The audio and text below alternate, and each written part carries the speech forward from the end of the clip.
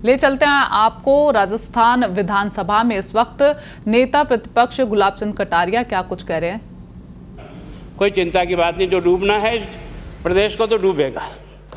मतलब 10 वर्ष में चाहे मेरा सरकार रही हो चाहे आपकी रही हो, किसी मैं स्वयं शिक्षा मंत्री हूँ, अपराधी होऊंगा, कोई चिंता की बात नहीं। लेकिन आप कम से कम इन 10 सालों से इन जितनी कोचिंग संस्थाएं चल रही है, इनकी जितनी परीक्षाएं हुई है, उनके परीक्षा के रिजल्ट के साथ आप एक टीम लगा करके इनका पोस्टमार्टम करो, तब आपको समझ में आ जाएगा कि ये बीमारी कहाँ से चली है। ये बीमारी इन व्यवसायियों के थ्रू चली है। मैं और आप पेपर आउट करेंगे, पेपर लाऊंगा, 5 लाख दे दूंगा, 8 लाख दे दूंगा, मैं क्या 2 करोड़ 5 करोड़ 8 करोड़ दे सकता हूँ क्या भैया? ये सारे के सारे जो पैसे देने वाले बड़े बड़े दिग्गज लोग हैं, जो कोई 10 करोड़ में पेपर ले जाता है, कोई 3 करोड़ में ले जाता है, कोई 2 करोड़ में ले जाता है, फिर अपने कोचिंग संस्थान में रिजल्ट लाता है, उसके बाद बड़े बड़े पोस्टर बाहर लगाता है, मेरा 100% सिलेक्शन। ये है बीमारी की जड़। अगर मार करना चाहते हो तो यहाँ करो, तब तो जा कर के इसको कोई रोक सकोगे। बाकी से केवल मन को संतुष्ट करने का काम करो तो ये राजस्थान के उस गरीब बच्चे के साथ न्याय नहीं होगा, जो बड़ी मुश्किल से पढ़ता है, अपने घर में बूढ़े माँ बाप को भूखे मार के पढ़ता है और उसके बाद परीक्षा के लिए जाता है, रोता हुआ घर लौटता है।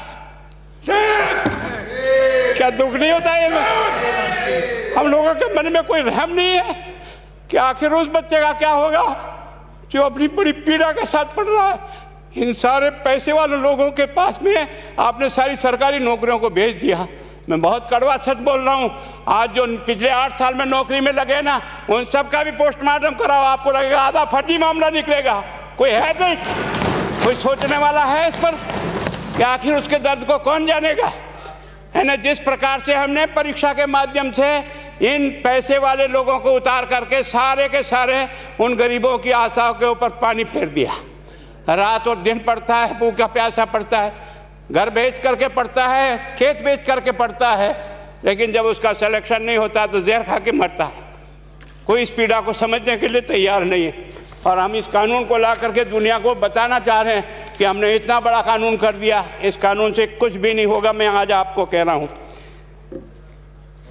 ये जो आपने नए प्रावधान जोड़े हैं, मैं सोचता हूँ कि मुझे कुछ बोलने की इच्छा नहीं, मुझे बहुत दुख है इस बात का। क्या होगा ये?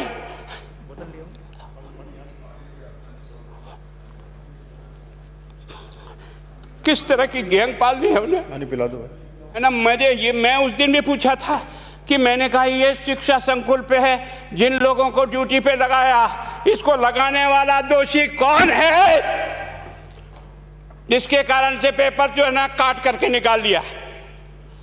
ये तो ठीक है, भाग्य हमारा अच्छा था कि सवाई माधोपुर की घटना फूट गई और एसओजी को उसमें हाथ में लग करके कुछ केस लग गया।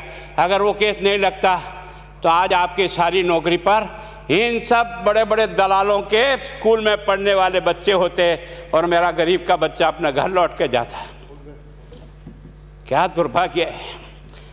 और इस कारण से केवल इसके लिए खुश मत हो जाओ कि हमने कानून बहुत सख्त बना दिया इसलिए अपराधी रुक जाएगा। नहीं, सिस्टम को बदलना होगा, ये परीक्षा का सिस्टम चेंज करना होगा। मैं सोचता हूँ कि क्या हम इतने अक्लमंद बैठे हैं, क्या इस व्यवस्था को चेंज नहीं कर सकते? क्या एक ही पेपर हर राजस्थान में 20 लाख बच्चों को दिया जाए? क्या इसका कोई ऑल्टरनेट नहीं हो सकता? इसका ऑल्टरनेट सोचना चाहिए कि हम परीक्षा को टुकड़े टुकड़ों में कैसे कर सकते हैं। जिले के अनुसार पेपर नहीं, एक नहीं हम 25 पेपर बना सकते हैं। कौन से सेंटर पर कौन सा पेपर जाएगा कोई तय नहीं करेगा कि कौन सा जाएगा, और हम जो इच्छा होगी उस सेंटर पे वो पेपर भेजेंगे। और ये जितने भी प्राइवेट कॉलेजों में आपने सेंटर बना रखे उनको बंद करो, इनको तुरंत बंद करिए एक ऑर्डर से। जितने भी सरकारी विद्यालय है और सरकारी नौकर ही एग्जामिनर बनेगा और एग्जामिनेशन करेगा, तब तो आप इसको बचा पाओगे। ताकि आप और मैं कितने भी कानून बदल कर दें, आपका वो जांच करेगा, आपका वो अधिकारी आएगा।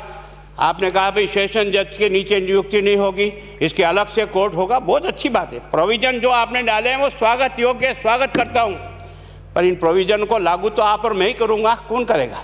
जब हम ही ठीक नहीं है तो इन प्रोविजन क्या रोएंगे अंदर बैठे बैठे? जब तक हमारा दिल और दिमाग ठीक नहीं होगा ना, इस बीमारी का इलाज नहीं होगा। हमने शिक्षा के मंदिर को भ्रष्टाचार की भट्टी में जलाकर खाक कर दिया।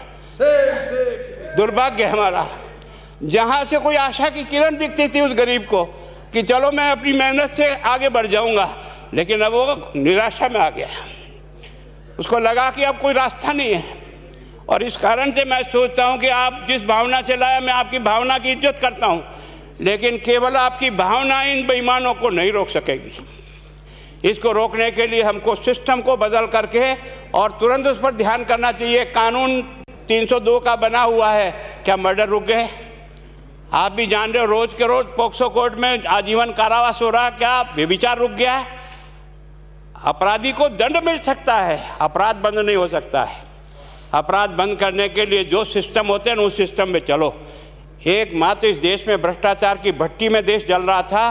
केवल और केवल एक तरह से प्रत्येक व्यक्ति का खाता खुलवाकर देश के प्रधानमंत्री में सारा का सारा बेनिफिट उसका सीधा खाते में डाला। बेईमानों को चोट लगी नहीं लगी, उस तरफ अपना दिमाग बचाओ, उस तरफ अपना दिमाग लगाओ। किस बीमारी का इलाज कहाँ है और कैसे हो, इस बारे में चिंता करने की कोशिश करो। मैं कई बार इधर सीकर और इधर गया तो मैं सोचता हूँ कोचिंग संस्थान की बिल्डिंग देखें ना तो टोपी गिर जाए नीचे से। क्या चीज़ है यार, भगवान ने क्या लक्ष्मी वहीं बरसाई है। और जो बाकी संस्थाएं, उसका कारण यह है कि हमने अपनी दुकान को इतनी कमज़ोर कर दी है कि जहाँ बच्चे अच्छी तरह से शिक्षा लेकर के हम जैसे गरीब पढ़ करके यहाँ आ गए, अब वो रास्ते नहीं हैं। और इस कारण से मेरी बहुत विनम्र प्रार्थना है, इस बीमारी का इलाज चाहिए बच्चे को, कानून से नहीं होगा, कानून के अलावा होगा। और उसमें आप करें। धन्यवाद। Thank you. माननीय मंत्री महोदय।